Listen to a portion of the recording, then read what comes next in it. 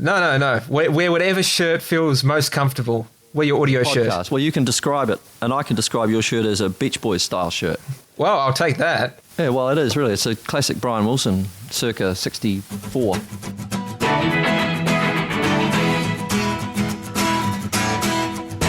Hello, and welcome to My Favourite Album, a podcast unpacking the great works of pop music and their impact on future generations of musicians.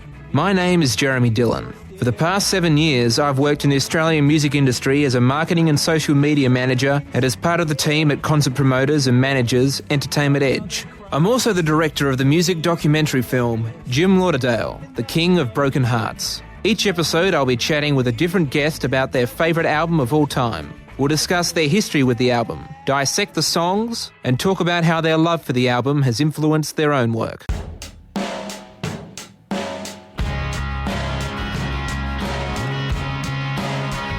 My guest today is one of the most successful singer-songwriters ever to emerge from Te Awamutu. Over 4 decades, 4 bands and 19 studio albums, he's built up an intimidating catalogue of indelible songs, too numerous to mention. But some of my personal favourites include Instinct, She Will Have Her Way, Fall at Your Feet, Dizzy Heights, One Step Ahead, In My Command, Faster Than Light, Silent House, Where Will You Live, Amsterdam, Message to My Girl, Sinner, and Better Be Home Soon. Neil Finn, welcome to My Favourite Album. Thank you very much. Nice to be here. That's quite a list. It comprehensive. So I thought we'd bend the format of this show slightly today and talk about some of the albums that have influenced your latest record, Dizzy Heights, which to my ear is a really interesting blend of different sounds and approaches, starting with Beatles for Sale.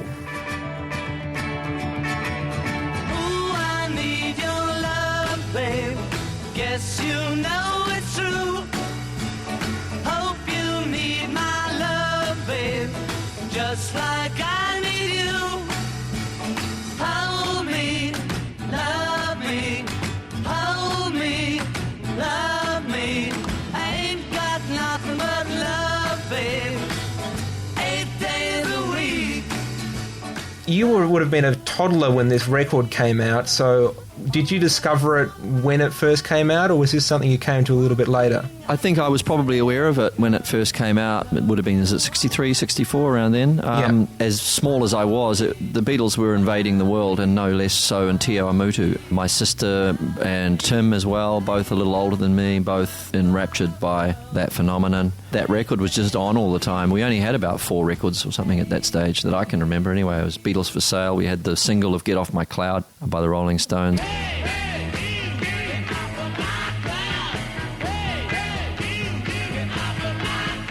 We had Love Letters in the Sand. I think that was Pat Boone. Writing love letters in the sand. And a couple of Beatles singles, but that was the first album we owned, was Beatles for Sale. So I listened to it hundreds of times as a small child. It's indelibly stamped on my brain. Well, one of the interesting things about that record for me is that it's a cold open at the first track on No Reply. This happened once before, when I came to your door. No reply. It puts a lot of onus on the first lyric in that song. Are opening lyrics in songs and for records important to you in, setting the mood of albums and songs? Yeah, they're definitely a factor I think about. Sometimes it's a determining thing, and sometimes it's actually the atmosphere of an album that seems more important to get right. So I wouldn't say I'm definitive, but yeah, you want the opening line to at least have some kind of atmosphere, or be a gambit of some sort. I think it's the word, isn't it? An opening gambit. That's the one. But yeah, no, I would have to then check back mentally, doing log through all my albums and see if I actually lived up to what I just said about opening lines. But anyway, that is one of the great opening. That is one of the. But that album is full of amazing songs. Not all of them the Beatles wrote. I probably, until 20 years later, thought the Beatles had written the Buddy Holly song that's the Words of Love on there. I didn't realise they were doing a cover. They did a few covers back in those days. Well, I think this record had a lot of covers, particularly because they'd gone into the studio after doing the massive promotional tour for A Hard Day's Night, and they were feeling a bit burnt out. I mean, have you ever felt rushed into the studio to make a record when you weren't ready? there's maybe times where I think that we might have jumped on it too quickly, but not overly worried about that looking back. I think there is a great tendency for bands to rush their second album, for good reason in some ways, because they want to keep momentum up. If their first album's done well, opened up a lot of doors to them, second albums, there's an urgency to get it out. Sometimes that, if bands can crack that and they've got a good build-up of songs, then I think, or artists or whatever, there is a great benefit in that, and if you can knock 2 balls out of the park in a row, you're kind of set up for a long time. But as is more common, the sophomore slump, as they call it, this is probably sophomore if you say it with an American accent, is it? Sophomore slump, is that people aren't ready to do their second records because they've spent so much time promoting the first one and they're exhausted. They've taken too many drugs, they've indulged themselves too much. They haven't got as good as songs because they haven't had 10 years to prepare for the second one. So all of that's true, I think. When I look back now on all the records, I don't think there was any that I feel were spoiled by going in too soon. There's some that I think we didn't quite get right for one reason or another, but there's always good songs. I mean, I really believe, and it was nice to listen to your list of songs because they weren't necessarily from the most successful records and they weren't necessarily the most successful songs, but you have your own personal favourites. I do too. And from every album, I think there'd be a few songs that I'm proud of still. I don't think I'd write any of them off completely. Are there any songs from Dizzy Heights that you think might not be the obvious favourites for people that you are most proud of on the record? I haven't got to the point with Dizzy Heights where the wheat hasn't separated from the chaff yet. Many years distance does that, I think. And, sometimes songs that I've worked really hard on an album, I can't listen to for a while and I sort of lose interest in a little bit. But then later on I realise actually we did do a good job with them. So, yeah, I haven't quite got to that point yet. We're playing them live still. The thing is when you play them live, some of them really leap into your contention as well as almost better songs than you thought they were. In some cases you think, now would be a good time to record them when you're on stage with them, but that's the nature of the beast. I think I sort of like them all. Some people don't like me singing in falsetto, and I got a few complaints. It was a polarising thing to put out Dive Bomber first on the record. When she's taken up, you really need to hold on tight. Pretty soon the connection is made. We're ascending higher and higher each day. There's no turning back. On the record, which I was quite conscious of when I put it out. I wanted to upset people's expectations. I think that's a noble thing to do after all this time. But it has turned out to be a lot of people whose opinions I respect love that song, and that's their favourite song on the record. So I feel good about that because I'm really proud of it as well. The fact that I sing up in a high voice is off-putting for some people, but, stuff them. Well, I'm kind of expecting the next record to be entirely sung in falsetto. Because I'm a perverse bastard. Yeah, I did threaten that when people started complaining about the falsetto. It would be my natural reaction is to do exactly what people don't want me to do. But grow the moustache back. I wouldn't do it just to be perverse. And I don't think it's likely particularly. But I enjoy singing up there. I'm maybe developing my high voice. It's not something I ever had as a young singer. I think people weren't used to hearing me up there. But I love... when it's used well anyway. My brother always had a really good falsetto. I was probably slightly envious of him for that. And my son Liam has a very strong falsetto, so I'm working mine up still, I think finding new angles for the way you sing is important as you go on. Maybe not for some people, but for me it is. Hold me close and tell me how you feel. Tell me love is real.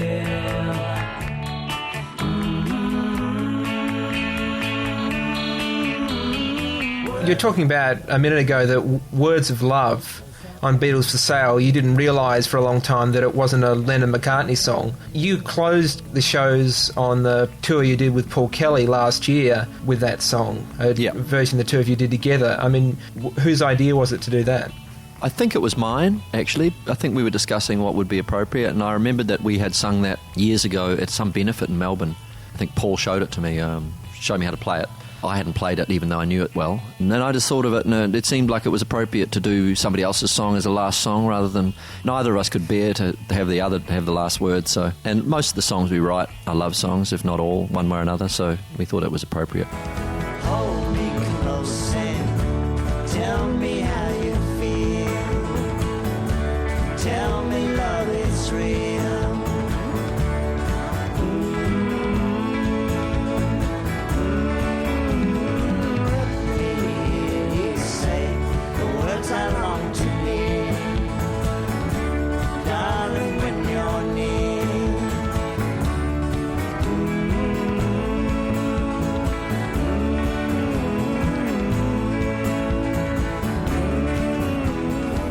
There's a slight connection. The album cover for Beatles for Sale was shot in Hyde Park, and I was at a gig of yours in Hyde Park in London about 4 years ago that was as an odd experience in some ways from an audience perspective, and I've always been curious to hear what it was like for you.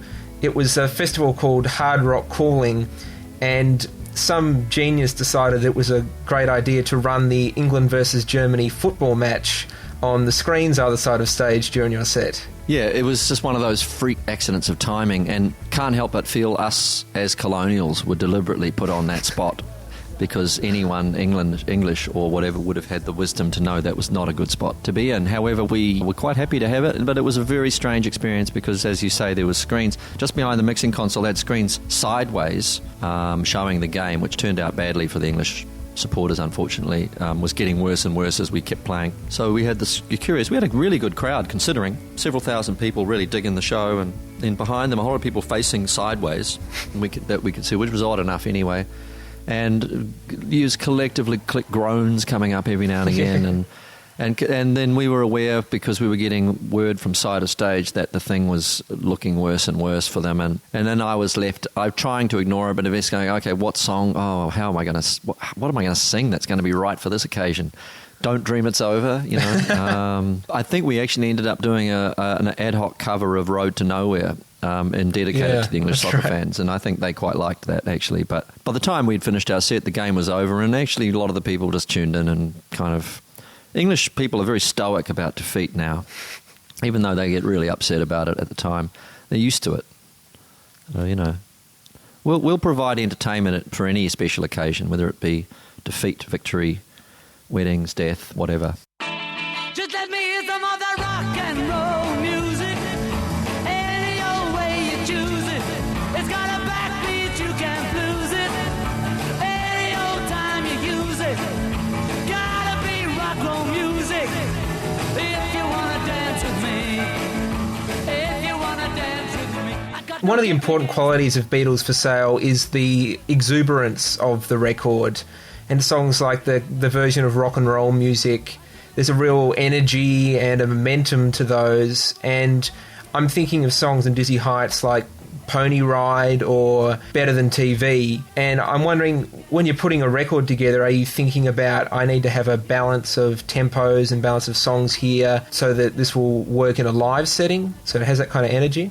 You put the record together in its own terms, and then at some point, balance is always a consideration. It's nice to keep pace up on a record at certain points rather than having a series of slow ballads, but that might be appropriate in some albums as well. I mean, there may come a day where I feel it's entirely appropriate to do a very slow, entirely melancholy record. Certainly on stage it's easier to have a few up songs to kind of keep the energy level up in the audience, and those songs do fit the bill really well in that regard. Like Pony Ride's always a really strong moment in the set, and Better Than TV.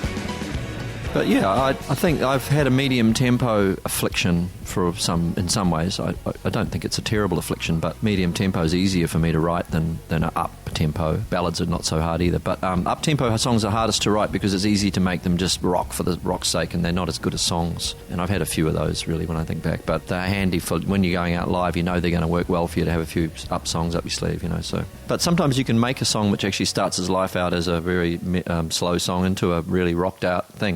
The song Locked Out is a classic example of a song that started off as just a regular medium to slow tempo song, and we decided to try it and see what it was like to just play it really fast, and it really seemed to like being played fast. So, you know, there's always a chance. I'm a great believer in throwing songs up in the air and trying them every which way and exploring keys, tempos, arrangements. I'm quite happy when songs are in a free-floating state. They're not defined, you know. I think that's almost my favourite period of the whole process. You can lose heart sometimes because you you have them in the wrong. It's like dressing up somebody and going out shopping. I hate shopping actually, but going out shopping and trying to figure out what your look should be. And you try on something, and individually these clothes are great. They're really, and you look at yourself and you go, oh, it's just not me. It's just not me. So each song is like that. You have to find the right set of clothes for it. Some of them are better naked.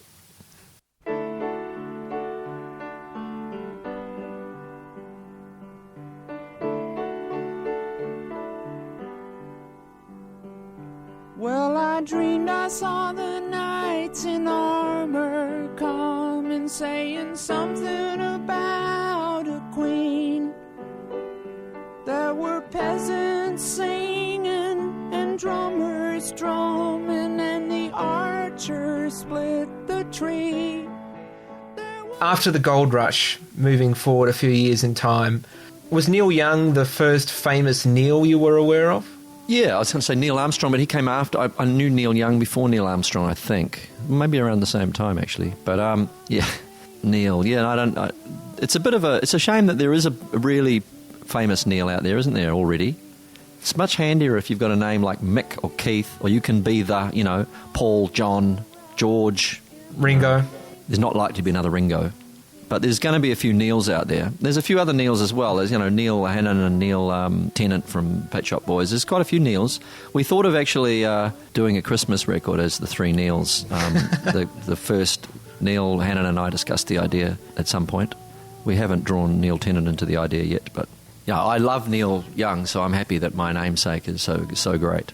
Has this album been an influence on your piano playing? Probably. It's in part. I mean, I was playing the piano, learning how to play piano when I started when I was younger, but I really started to focus on piano as an instrument around the same time as I got records like Tapestry by Carole King, the first couple of Elton John records, and Bowie, Hunky Dory had some fantastic piano on it, and certainly Neil Young records had some really simple, effective use of piano, yeah, and I would say that was definitely influential.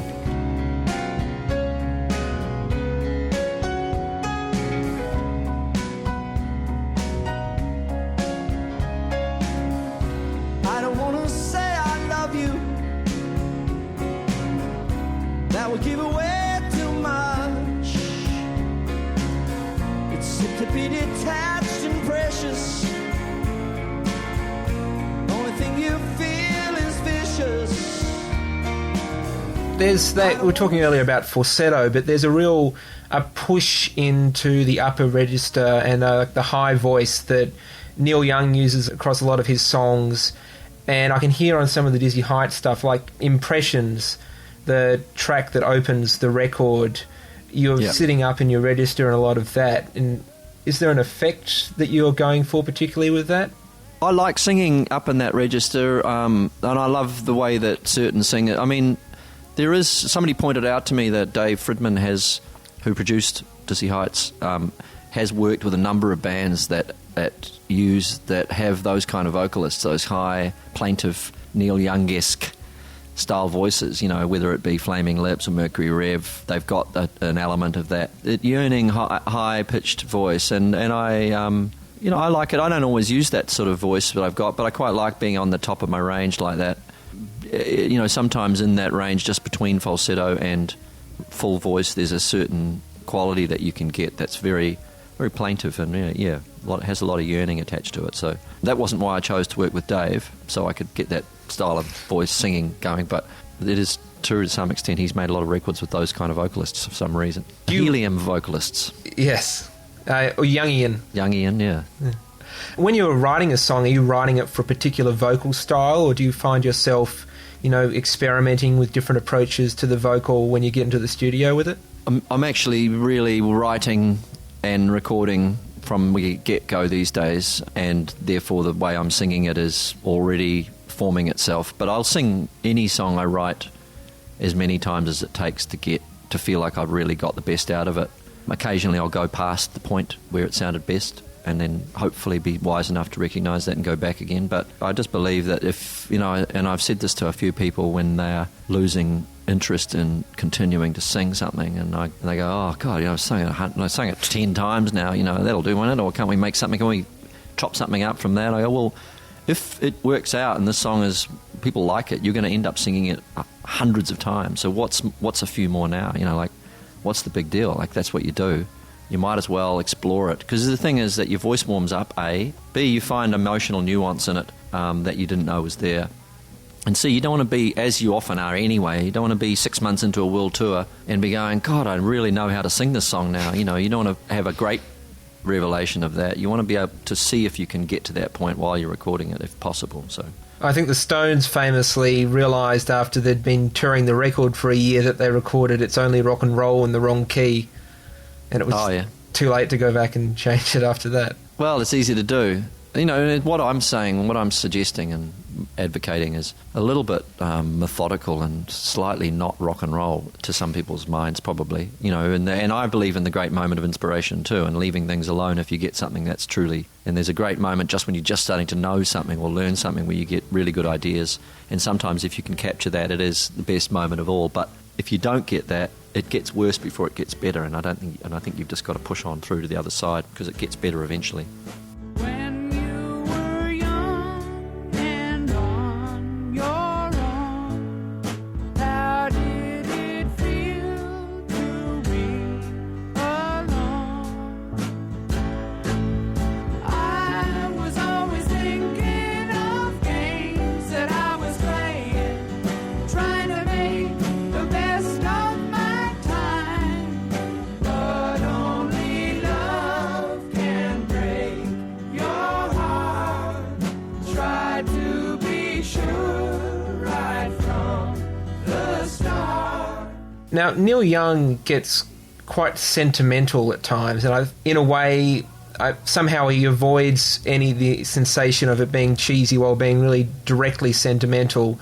And I don't know, to me, it feels like across your career, you've become increasingly comfortable with direct sentiment as you've gone on. Is that accurate? I don't know. I know what you mean about Neil Young. I know, and I know certain other artists that I admire can say, "I love you," and I want to do, I want to do everything I can for you. And coming out of other people's mouths, it would seem mawkish or sugary or saccharine. It doesn't, because Neil's got so much life and living behind him, and so much. There's a bit of pain in there as well. So I'd love to think that I can be that direct. I don't think I'm often that direct, but I think the moments where I've connected with people are sometimes because of one very direct line in the middle of a song. Will suddenly reach out and grab somebody and tug at them, and I'm really aware that you don't want to be trying to be intellectual too much with the ideas you're trying to get across. You want to leave some lines alone, even if they seem like they're exposing something or they're being a little bit. They could be accused of being trite. There's a thin line between trite and meaningful at times, and sentimental and profound. You know, you can run the gauntlet, and I would say at times Neil Young's probably slipped over into over sentimentality, and I am sure I have as well. You know, but I don't think you want to be afraid of being direct either. There's other people around who are just. I think there are very narrative oriented writers around it. I don't consider myself one of those kind of writers that I admire, and they can construct a story and a character, and they contain within that a lot of sentimentality without it being really direct. You know, they can tell a story through a third person. I'm not very good at that, so I haven't found that angle yet. But you know, we're all built differently. I'm a melodic. I'm a guy who came at music through melody and chords, and words were the third pillar that I uncovered at some point as being really important. They didn't seem that important to me when I was a kid. I don't really. The important that they sounded right, and that there was the alchemy of a word, of the way that words worked, made you feel good or made you feel sad or whatever. But I didn't care what they were actually saying. Sometimes I was quite shocked when I realised what they were actually saying.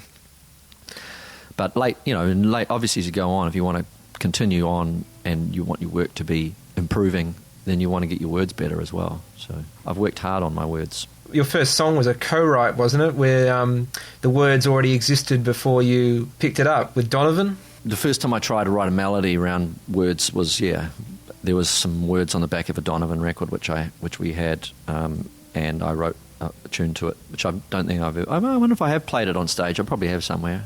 It's probably on YouTube. It might be. I would have done it at Largo in LA, probably more likely than anywhere else. That's where I played my most obscure songs. Yeah, but it got me going. At that stage, the idea of writing words was quite mysterious. I didn't have a clue. But I was only 13, so didn't have much to say at that point. Puberty blues.